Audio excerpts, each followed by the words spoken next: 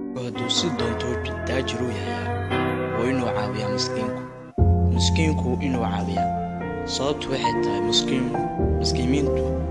waxay haystaan malax wax lacag ay leeyihiin sababtu waxay tahay hadii ilmaha yar yar ka u jeedin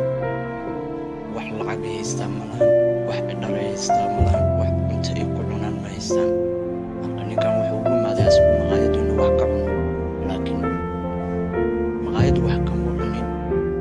wuxuu aragay ilma yar yar oo qaajahayso oo soo fiirinaya wuxuu yiri oo soo fiirista lacagtu ka dhiibay أسيقنا وحق